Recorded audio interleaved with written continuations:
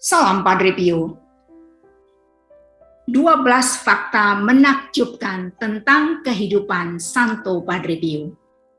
Bertemu kembali dengan Padre Pio Praise Group Devotion Padre Pio 108 Channel. Padre Pio, Santo di abad modern. Santo yang penuh karisma.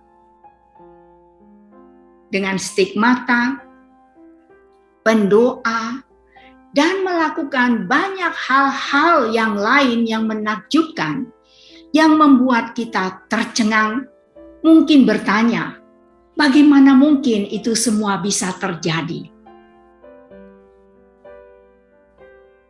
Bagaimana doa-doa yang kita sampaikan dan juga orang-orang yang kita kasihi kepada Tuhan Yesus dengan perantaraan Santo Padre Pio.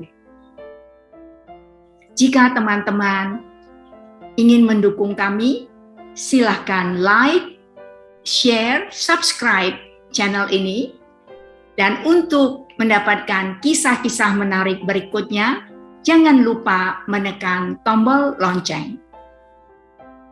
Kisah yang akan kami bagikan kali ini salah satu dari 12 fakta menakjubkan tentang kehidupan Santo Padre Pio, yaitu devosi kepada Ekaristi.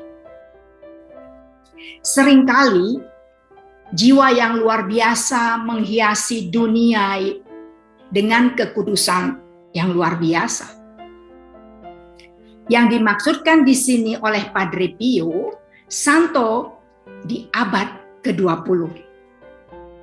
Ketika lahir pada tanggal 25 Mei 1887 di Pietrelcina, Italia, ia diberi nama Francesco Forgione. Bahkan pada usia muda, dia telah menjalin hubungan yang dalam dan unik dengan Tuhan. Telah berbicara dengan Yesus, perawan Maria, dan malaikat pelindungnya pada kesempatan terpisah. Namun juga ketika masih kecil, Francesco diserang oleh iblis. Penyerangan ini terus berlanjut sepanjang hidupnya. Ia bergabung dengan Ordo Capuchin, mengambil nama Pio, dan ditahbiskan menjadi imam pada tanggal 10 Agustus tahun 1910.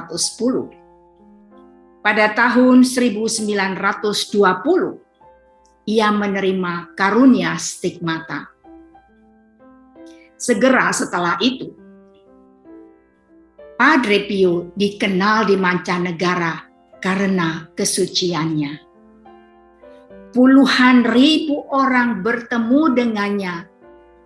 Dan dari pencarian sederhana di internet, banyak ditemukan pelbagai cerita tentang pertemuan penuh rahmat dengan Padre Pio. Itu terjadi selama hidupnya, bahkan berlangsung terus sampai kini, walaupun ia telah berada dalam kehidupan kekal. Ia meninggal pada tanggal 23 September pada tahun 1968. Dibeatifikasi oleh Santo Yohanes Paulus II pada tahun 1999 dan dikanonisasi pada tahun 2002. Berikut ini adalah salah satu dari 12 aspek kehidupan dan spiritualitas Padre Pio. Yang pertama, devosi pada Ekaristi. Barang siapa makan dagingku dan minum darahku, ia tinggal dalam aku dan aku di dalam dia. Bisa kita baca di dalam Yohanes 6 ayat 56. Setiap kisah kehidupan Padre Pio harus dimulai dengan Yesus. Persembahan misanya sering berlangsung berjam-jam karena beberapa alasan. Pada hari-hari awal imamatnya, dia membutuhkan waktu yang lama karena dia dalam ekstasi. Dia pernah berkata bahwa dalam penghayatan dalam Tuhan ini, terutama pada saat konsekrasi, dia melihat semua orang yang telah memohon doanya. Rasa sakit dari stigmata yang dialaminya juga memperpanjang waktu misa. Saksi mata menyampaikan melihat Padre Pio berjuang untuk bergerak dalam penderitaan yang terlihat, dan mereka bahkan melihat mahkota duri di kepalanya. Salah satu kutipan yang paling terkenal adalah, akan lebih mudah bagi dunia untuk bertahan hidup tanpa matahari daripada tanpa misa kudus. Mengambil langkah mundur dan melihat itu lebih dekat membuka pintu ke misteri yang mendalam. Seluruh alam raya bergantung pada misa sebagai kekuatan yang menopangnya. Kita dapat mempelajari dua hal yang sangat penting tentang misa dari Padre Pio. Pertama, sifat pengorbanannya. Ekaristi adalah menghidupkan kembali peristiwa pengorbanan Tuhan kita di Kalvari. Secara mistik, misa membawa kita untuk mengenangkan kembali sengsara, wafat, dan kebangkitannya. Yang kedua, Padre Pio menjadi teladan bagi kita bagaimana seharusnya kita mengikuti misa dengan hikmat. Semakin kita mendekati altar Tuhan dengan rasa kagum dan cinta, semakin kita akan menghargainya.